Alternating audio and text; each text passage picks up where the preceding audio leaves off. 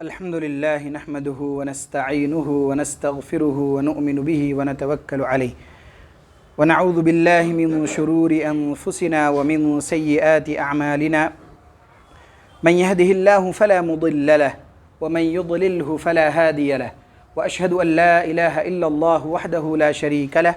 وأشهد أن محمدا عبده ورسوله أما بعد فإن خير الحديث كتاب الله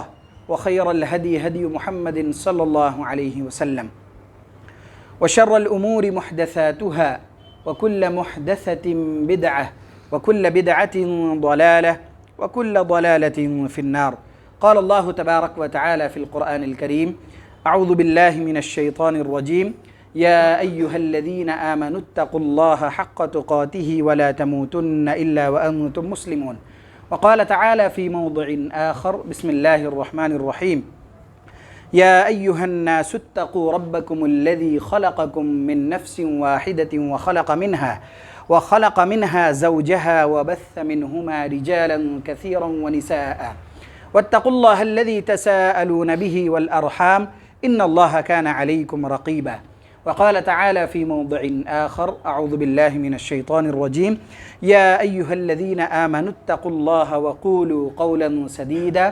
يصلح لكم أعمالكم ويغفر لكم ذنوبكم ومن يطع الله ورسوله فقد فاز فوزا عظيما. تمام قسم کی تعریفات و توصیفات، کبریائی و بڑائی، حمد و ثنا صرف اور صرف اس اللہ رب العالمین ہی کے لیے لائق و زیبا اور سزاوار ہے جس نے سارے جہاں کو بنایا، جو سارے جہاں کا خالق و مالک ہے اور سارے جہاں کے نظام کو بخوبی چلانے والا ہے۔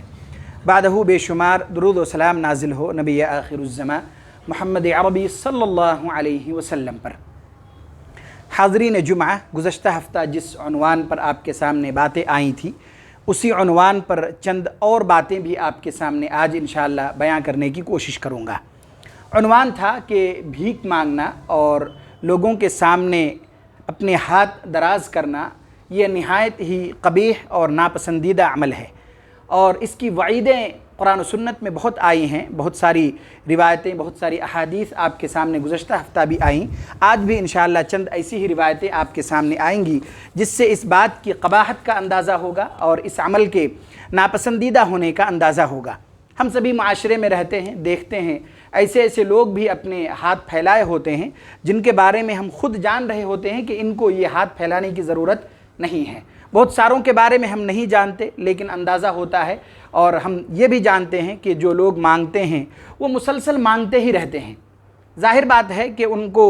مسلسل مانگنے کا حکم نہیں ہے۔ جب آدمی کو شرعی طور پر اگر کوئی عذر ہے، جو ابھی آپ کے سامنے انشاءاللہ آئیں گی باتیں کہ کون لوگ ہیں، کس طرح کے لوگ ہیں جو اپنے ہاتھ پھیلا سکتے ہیں یا لوگوں سے مدد مانگ سکتے ہیں اور پھر اپنی ضرورت کو پوری کر سکتے ہیں، اس طرح کے لوگوں کا بھی ذکر آئے گا۔ لیکن یہ بھی یاد رکھیے کہ جب بھی ان باتوں کا ذکر آیا، اللہ کے نبی صلی اللہ علیہ وسلم نے یہ بھی ارشاد فرمایا کہ جب آدمی کی ضرورت اس میں تکمیل ہو جائے تو اب ختم، اب پھر اس کے بعد ہاتھ نہ پھیلائے۔ لیکن ہم دیکھتے ہیں کہ اکثریت جو بھیک مانگنے کی ہوتی ہے یا سوالات کرنے کے ہوتے ہیں وہ مسلسل کرتے ہیں، یہ ان کا کام ہوتا ہے۔ صبح اٹھ کے وہ اپنے طور پر، اپنے ذاتی طور پر محنت نہیں کرنا چاہتے، صبح اٹھ کر وہ محنت و مشقت کے لیے اور اللہ کے رزق کی تلاش میں وہ نکلنا نہیں چاہتے۔ قرآن کی اس آیت پر وہ غور و فکر نہیں کرتے جس میں اللہ تبارک و تعالیٰ نے یہ ارشاد فرمایا کہ جب تمہاری نمازیں مکمل ہو جائے تو اب اللہ کے فضل کے لیے کیا کرو، نکل پڑو۔ اس پر وہ غور و فکر نہیں کرتے۔ ان کے ذہن میں یہ ہوتا ہے رات میں سوتے وقت ہی کہ جب صبح ہوگی، سورج جب نکلے گا تو پھر ہمیں مانگنے کے لیے نکلنا ہے۔ تو اللہ کے نبی صلی اللہ علیہ وسلم نے بہت ساری وعیدیں سنائی ہیں ایسے لوگوں کے بارے میں جو معذور نہ ہوں، جن کے پاس کوئی شرعی عذر نہ ہو، اس کے باوجود لوگوں کے سامنے ہاتھ پھیلائے اور لوگوں سے مانگا کرے۔ اللہ کے نبی صلی اللہ علیہ وسلم کی ایک روایت آپ کے سامنے رکھتا ہوں جس سے یہ پتہ چلتا ہے کہ جو بھیک مانگنے والا ہوتا ہے، جو سوالات کرنے والا ہوتا ہے، وہ ہمیشہ فقیر ہی ہوتا ہے۔ اللہ کے نبی صلی اللہ علیہ وسلم نے بھی اسی بات کی طرف اشارہ فرمایا ہے ایک روایت میں، اور یہ ارشاد فرمایا، حضرت کبشہ انماری رضی اللہ تعالیٰ عنہ سے روایت ہے، وہ کہتے ہیں کہ آپ صلی اللہ علیہ وسلم نے یہ ارشاد فرمایا، ثلاثۃ اقسم علیہن، تین باتیں ہیں جس پر میں قسم اٹھاتا ہوں، یعنی جو باتیں میں کہہ رہا ہوں قسم اٹھا کر کہہ سکتا ہوں کہ یہ باتیں کیا ہیں، بالکل درست ہیں اور یہ ہو کر رہیں گی۔ اللہ کے نبی صلی اللہ علیہ وسلم نے قسم اٹھا کر بات کی پختگی کو بیان کیا اور یہ ارشاد فرمایا کہ بہت مضبوط بات ہے، سنو۔ اور آگے یہ بھی ارشاد فرمایا وَأُحَدِّثُكُمْ فَاحْفَظُوا، میں اسے بیان کرتا ہوں، اسے یاد بھی کر لو، بہت کام کی بات ہے، اسے کیا کر لو؟ یاد بھی کر لو۔ اس کے بعد اللہ کے نبی صلی اللہ علیہ وسلم نے یہ ارشاد فرمایا مَا نَقَصَ مَالُ عَبْدٍ مِّن صَدَقَةٍ، کہ جب بندہ صدقہ کرے، مال خرچ کرے اللہ کے راہ میں، تو اس سے مال میں کمی نہیں آتی۔ بہت پیاری بات اللہ کے نبی صلی اللہ علیہ وسلم نے بیان فرمایا۔ اگر کسی کے ذہن میں یہ بات ہو کہ اگر میں صدقہ کروں، خرچ کروں تو جو مال ہے وہ کم ہو جائے گا، اللہ کے نبی صلی اللہ علیہ وسلم کا یہ فرمان ہے، آپ صلی اللہ علیہ وسلم نے یہ ارشاد فرمایا کہ جب بندہ صدقہ کرتا ہے اس سے مال میں کمی نہیں آتی، لیکن ظاہری طور پر آتی ہے۔ دیکھتے ہیں لوگ کہ بھئی 100 روپے تھے اس میں سے 10 دیجئے تو کیا ہوتا ہے، 90 رہ جاتے ہیں، تو ظاہری طور پر کمی آتی ہے۔ کمی نہ آنے کا مطلب یہ ہے کہ آدمی جو ضرورت اپنی 100 میں پوری کر سکتا تھا وہ 90 میں اس کی ضرورت پوری ہوگی۔ اگر وہ 50 روپے اللہ کے راہ میں خرچ کر دے، انہی 50 میں ان کا کیا ہو جائے گا، ان کی جو ضرورت تھی وہ پوری ہو جائے گی۔ وہی آدمی بچا بچا کر رکھے، خرچ نہ کرے اس ڈر سے کہ کم ہو جائے گا، کوئی ایسی بیماری لاحق ہو جائے جس سے سارا مال ختم ہو جائے، کوئی ایسا حادثہ ان کے ساتھ پیش آ جائے کہ جو مال انہوں نے جمع کر رکھا تھا وہ ختم ہو جائے۔ تو اللہ کے نبی صلی اللہ علیہ وسلم نے یہ ارشاد فرمایا اور گویا کہ ہمیں ابھارا اس بات پر کہ جس کی جتنی استطاعت ہے آدمی کیا کرے، صدقہ کرے، اللہ کی راہ میں خرچ کرے، اور یہ بھی یاد رکھے کہ اس خرچ کرنے سے آدمی کے مال میں کمی نہیں آتی۔ اور کمی نہیں آتی کا ایک مطلب یہ بھی ہے کہ جب آدمی خرچ کرتا ہے تو اس کے راستے بھی وسیع ہو جاتے ہیں، ذرائع آمدنی بڑھ جاتا ہے۔ ایسی ایسی جگہوں سے پھر ان کے پاس مال آتا ہے کہ آدمی تصور بھی نہیں کرتا، اس کے حاشیے خیال میں بھی نہیں ہوتا، وہ سوچتا بھی نہیں ہے کہ یہاں سے ہمیں کچھ مال آ جاتا، اور حلال طریقے سے ان کے پاس ایسی ایسی جگہوں سے مال پہنچتا ہے جس کا اندازہ وہ خود نہیں لگا رہا ہوتا ہے۔ چنانچہ اللہ کے نبی صلی اللہ علیہ وسلم کا یہ فرمان یاد رکھنے کی ضرورت ہے۔ اللہ کے نبی صلی اللہ علیہ وسلم نے یہ ارشاد فرمایا، یاد کر لو، کام کی بات ہے، ما نقص مال عبد من صدقہ، کہ جب بندہ صدقہ کرے تو اس سے مال میں کمی نہیں آتی، کم نہیں ہوتا ہے۔ دوسری چیز، ولا ظلم عبد مظلمة فصبر عليها الا زاده اللہ عزا، اگر کسی آدمی پر ظلم کیا جائے، طاقت میں کمزور ہے، کسی طاقتور آدمی نے انہیں ذلیل کیا، مار دیا اور باتوں سے ذلت اور رسوائی کا انہیں سامنا کرایا، تو اللہ کے نبی صلی اللہ علیہ وسلم نے یہ ارشاد فرمایا کہ اگر وہ شخص اس پر صبر کر لے اور صبر تحمل کا مظاہرہ کرے تو اللہ تبارک و تعالیٰ ان کی عزت میں اور اضافہ کر دیتا ہے۔ کسی انسان کے ذلیل کرنے سے، کسی انسان کے ذلت میں ڈالنے سے وہ ذلیل نہیں ہوگا، ان کی عزت میں اور کیا ہو جاتی ہے، بڑھوتری ہو جاتی ہے۔ یہی حال ایسے لوگوں کا بھی ہے جو جانتا تھا، اللہ کے نبی صلی اللہ علیہ وسلم نے یہ ارشاد فرمایا کہ طاقتور آدمی وہ ہے کہ وہ حق پر ہونے کے باوجود صرف اس وجہ سے کہ مجھے جھگڑنا نہیں ہے پیچھے ہٹ گیا، وہ سب سے زیادہ طاقتور ہے، اور ان کی عزت میں اور زیادہ کیا ہو جائے گی، بڑھوتری ہو جائے گی۔ اگر وہ چاہتا تو بدلہ لے سکتا تھا، اگر وہ چاہتا تو اپنی طاقت کا استعمال کر سکتا تھا، اگر وہ چاہتا سامنے والوں کو برا بھلا کہہ سکتا تھا، اس کے باوجود انہوں نے اپنے آپ کو صرف اس وجہ سے پیچھے کر لیا تاکہ وہ جھگڑا میں نہ پڑے۔ اللہ کے نبی صلی اللہ علیہ وسلم نے آپس میں جھگڑنے سے منع فرمایا ہے۔ اس حدیث کو اپنے ذہن میں رکھ کر یہ کہا کہ نہیں پیچھے ہٹ جاتے ہیں، حق میں رہنے کے باوجود آدمی پیچھے ہٹ جائے، یہ بہت دل گردے کی بات ہے کہ حق میں رہنے کے باوجود بحث و مباحثہ نہ کرے، چلو ٹھیک ہے نہیں جھگڑتے، تو یہ طاقتور لوگوں کی پہچان ہوتی ہے۔ اللہ کے نبی صلی اللہ علیہ وسلم نے یہ ارشاد فرمایا کہ اگر کسی آدمی پر ظلم کیا جائے اور پھر وہ اس پر صبر کرے تو اللہ تبارک و تعالیٰ اس کی عزت میں اور زیادہ اضافہ کر دیتا ہے۔ تیسری بات جو اس عنوان کے تحت بھی ہے، جس وجہ سے اس روایت کو آپ کے سامنے رکھی گئی، وہ یہ کہ اللہ کے نبی صلی اللہ علیہ وسلم نے ارشاد فرمایا وَلَا فَتَحَ عَبْدٌ بَابَ مَسْأَلَةٍ إِلَّا فَتَحَ اللَّهُ عَلَيْهِ بَابَ فَقْرٍ، کہ جب آدمی سوالات کا دروازہ کھولتا ہے تو اللہ تبارک و تعالیٰ اس آدمی پر فقر کا دروازہ کھول دیتا ہے۔ یعنی جب آدمی مانگنا شروع کرتا ہے، حالانکہ ان کو ضرورت نہیں تھی، وہ مانگنا شروع کرتا ہے، لوگوں کے سامنے ہاتھ پھیلاتا ہے، تو اللہ تبارک و تعالیٰ اس شخص کو ویسا ہی کر دیتا ہے، اس پر فقر کو لاحق کر دیتا ہے۔ اگر اس کے پاس مال و دولت ہو تو بھی وہ کیا ہو جاتے ہیں، ختم ہو جاتے ہیں، وہ ایسے فقر میں پڑ جاتے ہیں کہ پھر وہ اسی پر مجبور ہو جاتا ہے کہ وہ آدمی کے سامنے کیا کرے، ہاتھ پھیلائے۔ اس لیے اگر آدمی اپنے طور پر اپنی استطاعت سے اپنی ضرورت کو پوری کر سکتا ہو تو اب کسی کے سامنے ہاتھ پھیلانے کی ضرورت نہیں ہے۔ اگر کوئی شخص ایسا کرتا ہے تو اللہ کے نبی صلی اللہ علیہ وسلم کا فرمان یہ ہے کہ اللہ تبارک و تعالیٰ ایسے شخص پر فقر کو لاحق کر دیتا ہے، فقر کا دروازہ اللہ تبارک و تعالیٰ ایسے شخص پر کھول دیتا ہے جو محنت نہیں کرنا چاہتا، جو لوگوں کے سامنے ہاتھ پھیلانے کو آسان سمجھتا ہے اور اسی کے سامنے ہاتھ پھیلا کر گزارا کرنا چاہتا ہے، اپنی ضرورت کو پوری کرنا چاہتا ہے، پھر ایسے ہی لوگوں پر اللہ تبارک و تعالیٰ کی جانب سے فقر کے دروازے کھول دیے جاتے ہیں۔ ایک روایت میں، مسلم کی روایت ہے، اللہ کے نبی صلی اللہ علیہ وسلم نے یہ ارشاد فرمایا کہ جو آدمی اپنے مال کو بڑھانے کے لیے مانگتا ہے وہ گویا کہ انگار مانگ رہا ہے، آگ جمع کر رہا ہے اپنے لیے۔ اس سے اس کیٹیگری میں ہر وہ لوگ آ جائیں گے جو طاقت رکھتا ہو کمانے کی، اپنی ضرورت پوری کرنے کی، محنت و مشقت کرنے کی، اور پھر لوگوں کے سامنے ہاتھ پھیلائے اس وجہ سے تاکہ وہ آسانی سے لوگوں سے پیسے لے اور جمع کرے، تکثراً، تاکہ وہ بڑھائے، مال کو زیادہ کرے۔ اللہ کے نبی صلی اللہ علیہ وسلم نے یہ ارشاد فرمایا کہ جو بھی ایسا آدمی ہے کہ وہ صرف مال اس وجہ سے مانگ رہا ہے، لوگوں کے سامنے سوال اس وجہ سے کر رہا ہے تاکہ وہ اپنے مال میں کیا کرے، اضافہ کرے، بڑھائے، تو آپ صلی اللہ علیہ وسلم نے یہ ارشاد فرمایا کہ وہ لوگوں سے انگار مانگ رہا ہے، چاہے تو وہ اسے کم مانگے یا نہ مانگے، یا پھر جتنا چاہے جمع کرے، یعنی لوگوں سے مانگ کر اپنے لیے انگار جمع کرے، آگ جمع کرے۔ جب ہم مثالیں سنتے ہیں تو ایسا لگتا ہے کہ نہیں، کون کرے گا، یہ نہیں کرنا چاہیے، لیکن جن کو اس کی عادت ہوتی ہے وہ سننے کے باوجود بھی مانگتے ہیں۔ انہیں سمجھنے کی ضرورت ہے، ان کو سمجھانے کی ضرورت ہے کہ یہ کتنا قبیح عمل ہے کہ جب ان کے پاس کوئی شرعی عذر نہ ہو اور وہ معذور نہ ہو اور شرعی طور پر ان کو اجازت نہ ہو اس بات کی کہ وہ لوگوں سے مانگے، تو پھر یہ عمل کتنا قبیح اور ناپسندیدہ ہے۔ مسلم کی روایت ہے، حضرت ابو ہریرہ رضی اللہ تعالیٰ عنہ سے روایت ہے کہ آپ صلی اللہ علیہ وسلم نے ارشاد فرمایا، من سأل الناس اموالهم تكثرا فانما يسأل جمرا فليستقل او ليستكثر۔ اللہ کے نبی صلی اللہ علیہ وسلم نے ارشاد فرمایا کہ جو شخص لوگوں سے ان کا مال اس وجہ سے مانگتا ہے تاکہ وہ اپنا مال زیادہ کرے، تاکہ اپنے مال میں کیا کرے، وہ اضافہ کرے، تو وہ انگار مانگ رہا ہے، چاہے تو وہ اسے کم کرے، یعنی انگار کو کم کرے، نہ مانگے لوگوں سے، یا پھر جتنا چاہے زیادہ کرے، اسے اس کی بھرپائی کرنی ہوگی، اور اپنے لیے گویا کہ وہ آگ جمع کر رہا ہے۔ اور ایک اور وعید آئی ایک روایت میں، ابو داؤد کی روایت ہے کہ جو شخص مانگتا ہے گویا کہ وہ اپنے چہروں کو نوچتا ہے،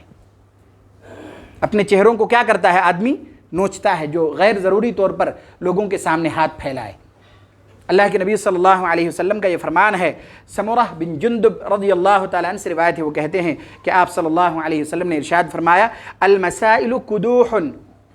سوال کرنا، لوگوں سے مانگنا، یہ خارش ہے، کھجلی ہے۔ لوگوں سے سوال کرنا یہ کیا ہے، کھجلی ہے، اور جب آدمی کو خارش ہو اور اسے آدمی کھجلائے تو کیا ہوتا ہے، وہ اور زیادہ نمایاں ہو جاتا ہے۔ اگر چہرے پر ہو، اسے کھجلا دے آدمی تو اور زیادہ نمایاں ہو جاتا ہے، اور زیادہ دکھنے لگتا ہے، ہائی لائٹ ہو جاتا ہے۔ اللہ کے نبی صلی اللہ علیہ وسلم نے ارشاد فرمایا، المسائل قدوح، یہ جو سوال کرنا ہے، لوگوں سے مانگنا ہے غیر ضروری طور پر، یہ کیا ہے، یہ خارش ہے، یہ کھجلی ہے۔ یقدح بها الرجل وجهه، اور جو مانگتا ہے وہ اپنے چہرے کو کیا کرتا ہے، کھجلی نما کر لیتا ہے، اپنے چہرے میں خارش کو پیدا کر لیتا ہے۔ فمن شاء بقى على وجهه، جو چاہے اس کھجلی کو اپنے چہرے پر باقی رکھے،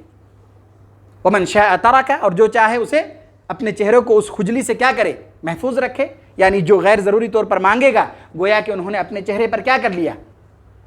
خارش کو جگہ دی، اسے نمایاں کر لیا، اور جنہوں نے اپنے آپ کو اس چیز سے بچا کے رکھا، غیر ضروری طور پر لوگوں کے سامنے ہاتھ نہیں پھیلائے، تو گویا کہ انہوں نے اپنے چہرے کو اس خارش سے، اس بیماری سے محفوظ رکھا۔ اس کے بعد اللہ کے نبی صلی اللہ علیہ وسلم نے یہ ارشاد فرمایا، ہاں الا ان يسأل الرجل ذا سلطان، تو کوئی حرج نہیں، یعنی ایسا آدمی کہ آدمی اپنا حق صاحب سلطنت سے مانگے، حکومت سے اپنا حق مانگے، کسی اور آدمی سے، اپنے جو اوپر کے لوگ ہیں جن کے تحت وہ کام کیا انہوں نے اپنا حق مانگا، تو اسے سوال کرنا نہیں کہتے ہیں، یہ کہتے ہیں اپنے حق کو مانگنا، اس میں کوئی حرج نہیں ہے۔ اللہ کے نبی صلی اللہ علیہ وسلم نے ارشاد فرمایا، الا ان يسأل الرجل ذا سلطان، ہاں جب آدمی صاحب سلطنت سے کچھ مانگے، اپنا حق مانگے، تو اس میں کوئی حرج نہیں ہے۔ او فی امر لا یجد منہ بدا، یا پھر آدمی ایسی حالت میں ہو کہ مانگنے کے علاوہ کوئی چارہ نہ ہو، تو بھی کوئی حرج نہیں ہے، جس کے بارے میں ابھی روایت آپ کے سامنے آئے گی بھی۔ ایک آدمی ایسی حالت پر ہے کہ وہ کام نہیں کر سکتا، ان کے پاس اتنی طاقت و قوت نہیں ہے کہ جس کی وجہ سے وہ اپنی ضرورت پوری کر سکے، تو اب ان کو اتنی مانگنے کی اجازت ہے شرعی طور پر جتنے سے ان کی کیا ہو جائے، ضرورت پوری ہو جائے، کھانے پینے کا انتظام ہو جائے، رہنے سہنے کا انتظام ہو جائے، اور کپڑے لتے کا انتظام ہو جائے، اتنے تک وہ کیا کر سکتا ہے، مانگ سکتا ہے۔ اللہ کے نبی صلی اللہ علیہ وسلم نے اس بات کی اجازت دی۔ ایک اور بات، اللہ کے نبی صلی اللہ علیہ وسلم نے یہ ارشاد فرمایا کہ جو لوگ بھیک مانگتے ہیں، یا سوال کرتے ہیں۔ اور یہ بھی یاد رکھیے، گزشتہ ہفتہ بھی بتایا گیا، بھیک مانگنا صرف یہ جو باہر کھڑے ہو کے مانگتے ہیں، چوراہوں پر مانگتے ہیں، یا کہیں اور آپ گھر میں کھٹکا مار کے مانگتے ہیں، صرف بھیک مانگنا یہ نہیں ہے۔ بھیک مانگنے کے اور بھی طریقے ہیں۔ لوگ اشارے سے کسی کو کہہ دے تھوڑا کام تھا تعاون کر دیتے آپ، کچھ اور طریقے سے مانگ لے، کچھ اور بہانے دکھا کر مانگ لے کہ تھوڑا سا اس میں آپ مدد کر دیجئے، اسے بھی کیا کہتے ہیں؟ مانگنا کہتے ہیں۔ آدمی اگر ذاتی طور پر اپنے مفاد کے لیے، اپنے مال میں بڑھوتری کے لیے، اپنی غیر ضروری چیزوں کو استعمال کے لیے لوگوں سے تعاون مانگے تو اسے بھی بھیک مانگنا ہی کہتے ہیں، اسے بھی بھیک مانگنا ہی کہتے ہیں۔ اس کے بعد اللہ کے نبی صلی اللہ علیہ وسلم نے جو ایسے لوگ جو بھیک مانگتے ہوں یا سوالات کرتے ہوں غیر ضروری، جن کو شرعی طور پر کوئی اجازت نہیں تھی، ان کا کیا انجام ہوگا اس روایت میں بیان کیا۔ چنانچہ ارشاد فرمایا، بخاری کی روایت ہے، حضرت ابو ہریرہ رضی اللہ تعالیٰ عنہ سے روایت ہے، آپ صلی اللہ علیہ وسلم نے ارشاد فرمایا، ما یزال الرجل یسأل الناس، کہ جو لوگ مسلسل لوگوں سے مانگتے ہیں۔ اب دیکھ لیجئے بہت سارے لوگ دکھیں گے جو زمانے سے مانگ رہے ہیں، آج تک مانگ رہے ہیں، وہ اپنی مرتے دم تک مانگتے ہی رہیں گے۔ کیا ان کی ضرورت پوری نہیں ہوئی؟ اتنا انہوں نے مانگ کے جمع نہیں کر لیا جس سے ان کی ضرورت پوری ہو جائے؟ اگر ہو جائے تو اب شرعی طور پر ان کو اجازت نہیں ہے کہ وہ اور زیادہ مانگیں۔ شریعت میں اتنی اجازت ہے کہ جتنے سے ان کی ضرورت پوری ہو جائے اتنا مانگ سکتا ہے۔ تب بھی وہ شخص جو کما نہ سکتا ہو، جس کے پاس اتنی استطاعت نہ ہو کہ جس سے وہ کما کر اپنی ضرورت کو پوری کر سکے، اللہ کے نبی صلی اللہ علیہ وسلم نے یہ ارشاد فرمایا، ما یزال الرجل یسأل الناس، کہ جب آدمی مسلسل لوگوں سے مانگتا رہتا ہے، حتی یأتی یوم القیامہ لیس فی وجہہ مزعۃ لحم، قیامت کے دن وہ ایسے آئے گا کہ ان کے چہرے پر گوشت کی ایک بوٹی بھی نہیں ہوگی۔ ان کی حالت ایسی ہوگی، قیامت کے دن وہ اس حال میں آئے گا جس شخص نے بھی، ان کے پاس کوئی شرعی عذر نہیں تھا، انہوں نے صرف ویسے ہی مال مانگا اپنے مال کو بڑھانے کے لیے، ان کو اپنا پیشہ بنایا، اپنا پروفیشن بنایا، تو قیامت کے دن وہ اس حال میں آئے گا کہ ان کے چہرے پر ایک بھی گوشت کی بوٹی نہیں ہوگی، صرف کنکال ہوگا، صرف ہڈی کا ڈھانچہ ہوگا۔ اب ہم میں سے کون شخص یہ پسند کرے گا کہ قیامت کے دن ایسی حالت میں آئے کہ ان کے چہرے پر گوشت ہی نہ ہو؟ اللہ کے نبی صلی اللہ علیہ وسلم نے یاد رکھے بہت بڑی وعید سنائی ایسے لوگوں کے لیے جو لوگوں کے سامنے آسانی سے ہاتھ پھیلا دے، اشارے کنائے سے لوگوں کے سامنے یہ کہہ دے، لوگوں سے مانگ لے، ایسے لوگوں کے لیے اللہ کے نبی صلی اللہ علیہ وسلم نے وعید سنائی ہے۔ اب آئیے کہ کون لوگ ہیں کہ جن کو مانگنے کی اجازت ہے یا شریعت نے اجازت دی ہے کہ لوگوں کے سامنے ہاتھ پھیلائے اور کیا کرے، اسے مانگے، سوال کرے۔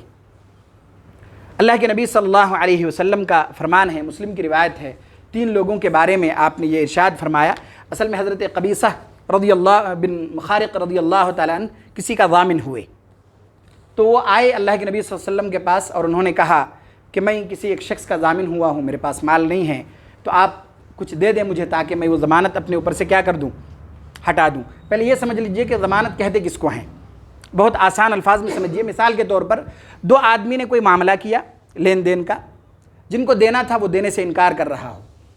انہوں نے نہیں دیا، دونوں آپس میں جھگڑنے لگے، کوئی تیسرا شخص یہ کہے کہ چلو چھوڑو، آپس میں کیوں جھگڑ رہے ہو، میں اس کی ضمانت لیتا ہوں کہ میں آپ کے پیسے کیا کرتا ہوں، ادا کر دوں گا۔ تو یہ ضامن ہوئے ایک تیسرے شخص کا کہ جن کو دینا تھا وہ نہیں دیے یا دے نہیں سکے، جھگڑنے لگے، بات آگے بڑھنے لگی، آپس میں ہی لڑ پڑے، تو انہوں نے ضمانت لے لی کہ میں اسے ادا کروں گا اپنی طرف سے، چھوڑ دو آپ۔ اب انہوں نے ضمانت لی، اگر ان کے پاس ہے اپنی طرف سے دے دیا، ٹھیک ہے، اگر نہیں ہے تو اب ان کو اس بات کی اجازت ہے کہ وہ لوگوں سے اس کے تئیں سوالات کرے کہ بھائی میں نے کسی کا ضمانت لی ہے، میں نے کسی کی دینے کی، میرے پاس نہیں ہے اتنی استطاعت، اتنی ہی مانگنے کی ان کو اجازت ہے جتنے میں ان کی ضمانت کیا ہو جائے، پوری ہو جائے۔ جتنا پیسہ وہ ادا کرنا چاہے اسے ادا کر دے، تو پھر اس کے بعد کیا کرے؟ اللہ کے نبی صلی اللہ علیہ وسلم نے یہ ارشاد فرمایا اس کا رک جائے، وہ اب سوالات نہ کرے، اب لوگوں سے اس بہانے سے نہ مانگتا چلا جائے، ان کو دینا تھا 10,000 روپے، لاکھوں جمع کر لیا لوگوں سے مانگ مانگ کر، نہیں، اللہ کے نبی صلی اللہ علیہ وسلم نے اس چیز سے بھی منع فرمایا۔ چنانچہ حضرت قبیصہ بن مخارق رضی اللہ تعالیٰ عنہ آئے اور انہوں نے یہ بات اللہ کے نبی صلی اللہ علیہ وسلم کے سامنے انہوں نے رکھی۔ آپ صلی اللہ علیہ وسلم نے کہا مال تو نہیں ہے، جب آئے گا تو دیتا ہوں۔ اور پھر اس کے بعد آپ نے ان کو متنبہ بھی کیا کہ سنو، ہر آدمی کے لیے مانگنا جائز نہیں ہے، میں بتاتا ہوں کتنے لوگوں کے لیے مانگنا جائز ہے اور کن کے لیے اس کے علاوہ کسی کے لیے جائز نہیں ہے۔ اگر کوئی اس کے علاوہ مانگتا ہے تو گویا کہ وہ ایک غیر شرعی کام کر رہا ہے اور حرام طریقے سے مال جمع کر رہا ہے۔ چنانچہ اللہ کے نبی صلی اللہ علیہ وسلم نے یہ ارشاد فرمایا، یا قبیصہ، صحابی کو مخاطب کرتے ہوئے، اس صحابی کو جو آئے تھے تعاون کے لیے، اور کہا ان المسألۃ لا تحل الا لأحد ثلاثۃ رجل، 3 طرح کے لوگوں کے لیے اجازت ہے کہ وہ لوگوں کے سامنے کیا کرے؟ سوال کرے یا لوگوں سے مانگے، لوگوں سے تعاون حاصل کرے۔ 3 طرح کے لوگ ہیں جن کو اس بات کی اجازت شریعت میں ملتی ہے۔ پہلا شخص تحمل حمالۃ فحلت له المسألہ حتی یصیبها ثم یمسک، پہلا شخص وہ جس نے کسی کا بوجھ اٹھایا یعنی ضمانت لی، پہلا شخص وہ کہ جس نے کسی کا بوجھ اٹھایا ہو، ضمانت لی، ان کے لیے اس بات کی اجازت ہوتی ہے کہ وہ لوگوں سے سوال کرے، لوگوں سے کچھ مانگ لے، لیکن اتنا ہی جتنے میں اس کی ضمانت کیا ہو جائے؟ پوری ہو جائے۔ پھر اس کے بعد اللہ کے نبی صلی اللہ علیہ وسلم نے یہ ارشاد فرمایا ثم یمسک، اس کے بعد رک جائے، اس کے بعد لوگوں سے سوالات نہ کرے، لوگوں سے نہ مانگے، اب رک جائے۔ اس کے بعد دوسرا شخص ورجل اصابته جائحہ اجتاحمت مالہ، کہ ایک آدمی کو ایسا حادثہ پیش آیا کہ جس کی وجہ سے اس کے سارا مال کیا ہو گیا؟ ختم ہو گیا، سارا مال ضائع ہو گیا، سب مال اچانک سے ختم ہو گیا، ان کے پاس کچھ ہے ہی نہیں،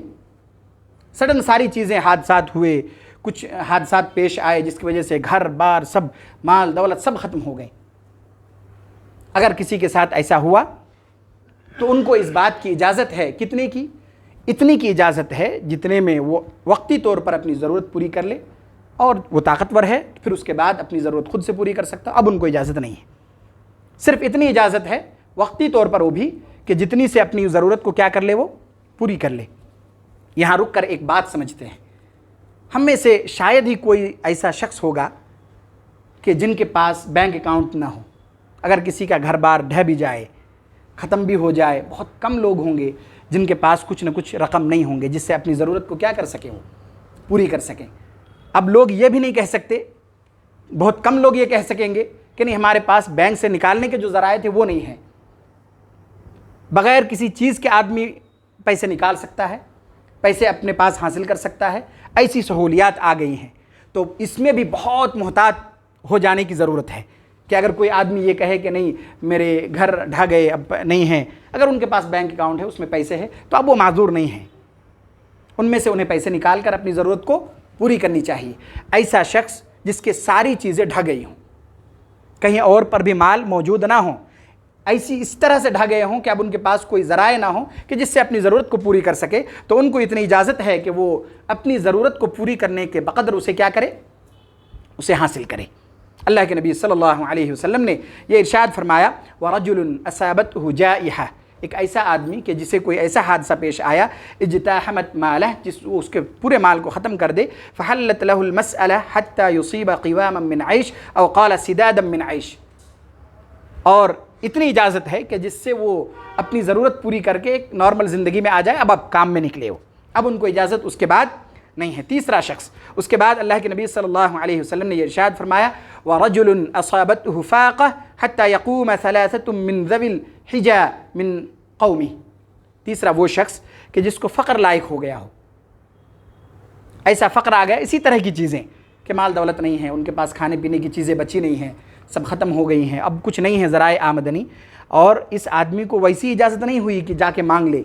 بلکہ اللہ کے نبی صلی اللہ علیہ وسلم نے تھوڑی سی ریسٹرکشنز بھی رکھی ان کے ساتھ، اور یہ کہا کہ ان کے قوم کے 3 صحیح سالم اور متقی لوگ کیا کریں، اس بات کی گواہی دے کہ ہاں یہ ضرورت مند ہے۔ کون کرتا ہے یہ؟ اگر کوئی آدمی اپنی ضرورت رکھے بھی تو کیا 3 آدمی کو لے کر آتا ہے کہ ہاں بھئی یہ 3 لوگوں سے آپ پوچھ لیجئے، ہمارے گاؤں کے ہیں، محلے کے ہیں، معتبر شخص ہیں، آپ ان سے پوچھ لیجئے کہ مجھے اس کی ضرورت ہے، میرے پاس نہیں ہے، وقتی طور پر ضرورت ہے۔ شاید ہی کوئی آتا ہوگا، شاید نہیں آتا ہے کوئی اس طرح سے پوچھنے کے لیے کہ آپ میری ضرورت پوری کر دیں اگر آپ کو یقین نہ ہو، بلکہ لے کے آنا چاہیے۔ جب اللہ کے نبی صلی اللہ علیہ وسلم کا یہ فرمان ہے کہ بھئی ان کے قوم کے 3 معتبر شخص اس بات کی گواہی دیں کہ ہاں ان کو ضرورت ہے، ان کی تھوڑی تعاون کر دیں آپ، تو پھر ان کو اتنی اجازت ہے جتنی سے وہ اپنی وقتی طور پر ضرورت کو پوری کر لے، اور پھر اس ضرورت کو پوری کرنے کے بعد پھر وہ اپنی محنت و مشقت سے اپنی ضروریات کی تکمیل کرے۔ اللہ کے نبی صلی اللہ علیہ وسلم نے یہ ارشاد فرمایا کہ تیسرا وہ شخص کہ جس کو مانگنے کی اجازت ہو، جس کو فاقہ پہنچا ہو، اور پھر ان کے قوم میں سے 3 لوگ اس بات کی گواہی بھی دے، تو پھر انہیں اتنی ہی دی جائے گی جتنی کی ان کو ضرورت ہے وقتی طور پر۔ اور پھر اس کے بعد ان کو اس بات کی اجازت نہیں ہوگی۔ اس کے بعد اللہ کے نبی صلی اللہ علیہ وسلم نے جو بات کہی وہ نہایت ہی سخت بات ہے، اور آپ صلی اللہ علیہ وسلم نے یہ ارشاد فرمایا فما سواہن من المسألہ یا قبیصہ سحتا یأکلها صاحبها سحتا، کہ اس کے علاوہ اگر کوئی مانگتا ہے قبیصہ، سنو، صحابی سے مخاطب کر کے آپ بات کر رہے تھے نا، اللہ کے نبی صلی اللہ علیہ وسلم نے یہ ارشاد فرمایا کہ سنو،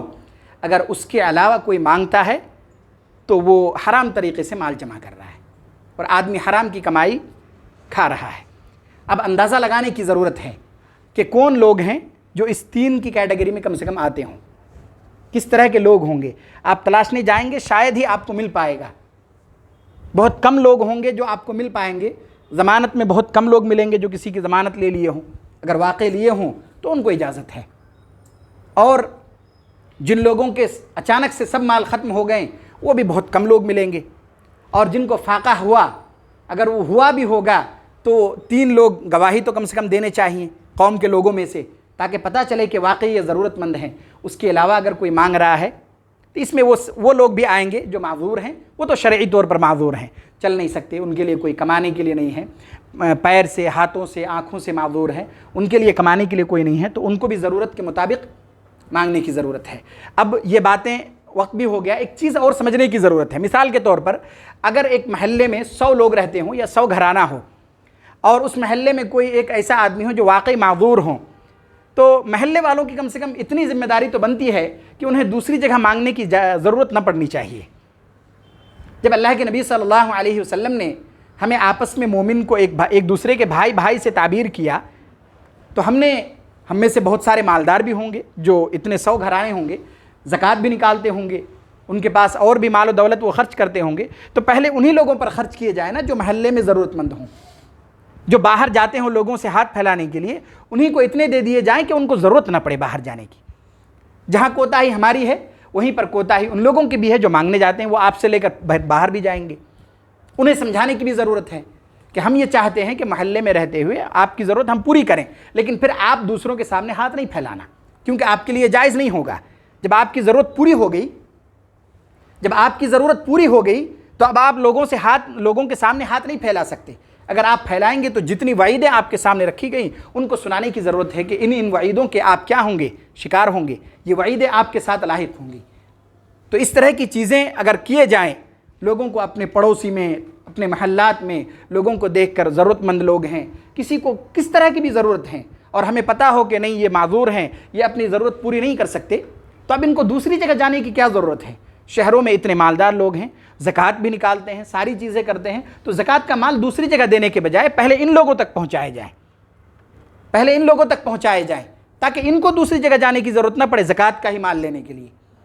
پھر اس کے بعد اگر یہاں ضرورت نہ ہو تو پھر لوگ جہاں چاہے زکوٰۃ کے جو بھی مصارف ہیں وہاں پر کیا کرے، آدمی خرچ کرے۔ اس کے علاوہ بھی اگر کوئی صدقات کرنا چاہے تو ضرورت اس بات کی ہے کہ اپنے ماتحت کے، اپنے قریب کے لوگوں کو دیکھے، اپنے محلات کے، رشتہ داروں کے، متعلقین کے، دوست و احباب میں بھی اگر کوئی ضرورت مند ہیں تو دوست و احباب کی ضرورت کو چھوڑ کر ہم کسی اور کی مدد کر رہے ہیں، نہیں، پہلے ان کو کرنے کی ضرورت ہے جو ہمارے قریبی ہیں، تاکہ ہم ان کو اس وعید سے بچا سکیں، تاکہ ہم اپنے پڑوسی کو اس وعید سے بچا سکیں، اپنے محلے کے لوگوں کو اس وعید سے بچا سکیں۔ پھر ایسے اگر ہر آدمی کرنے لگے تو ہر آدمی اپنے طور پر کسی نہ کسی کو ان وعیدوں سے بچا سکے گا۔ ضرورت اس بات کی ہے کہ دونوں طرف سے یہ چیزیں ہوں تو پھر یہ چیزیں کام کریں گی۔ آدمی دینا چاہے، دیتے بھی ہیں، بہت سارے لوگ ہیں جو ایک دوسرے کا تعاون بھی کرتے ہیں، محلہ میں کرتے ہیں، جاننے والے ہیں، کام والے، کئی لوگوں کا تعاون کرتے ہیں، لیکن جو لینے والے ہیں ان میں کچھ نہ کچھ کوتاہی رہتی ہے کہ وہ یہاں سے بھی لے لیتے ہیں، پھر کہیں اور سے بھی جا کر لے آتے ہیں۔ ان کو یہ وعیدیں یاد رکھنے کی ضرورت ہے کہ اللہ کے نبی صلی اللہ علیہ وسلم نے کتنی وعیدیں بیان کی ہیں۔ اس لیے جب یہ وعیدیں یاد ہوں گی اور ان کو اللہ تبارک و تعالیٰ اس بات کی سمجھ دے گا کہ ان چیزوں کے کرنے سے یہ وعیدوں کا سامنا ہمیں کرنا پڑے گا، تو یقیناً وہ اپنے آپ کو ان قبیح عمل سے اپنے آپ کو بچائے گا۔ اخیر میں اللہ تبارک و تعالیٰ سے دعا ہے کہ اللہ تبارک و تعالیٰ ہم سب کو لوگوں سے بے نیاز کر دے۔ یا الہ العالمین ہم میں سے جو لوگ پریشان حال ہیں ان کی پریشانیوں کو دور فرما دے۔ یا الہ العالمین ہم میں سے جو لوگ بیمار ہیں انہیں شفائے عاجلہ کاملہ دائمہ مستمرہ نصیب فرما دے۔ یا الہ العالمین ہم میں سے جو لوگ اس دنیا سے گزر چکے ہیں ان کے سیئات کو درگزر فرما دے، ان کے حسنات کو قبول فرما لے، ان کو جنت میں اعلیٰ سے اعلیٰ مقام نصیب فرما دے۔ یا الہ العالمین ہم میں سے جو لوگ تجارتی معاشی اور کاروباری سلسلے میں پریشان حال ہیں ان کی پریشانیوں کو بھی دور فرما دے۔ یا الہ العالمین ہم میں سے جو لوگ قرض میں ڈوبے ہوئے ہیں ان کے قرض کی ادائیگی کا سامان مہیا فرما دے۔ آمین وآخر دعوانا ان الحمد للہ رب العالمین۔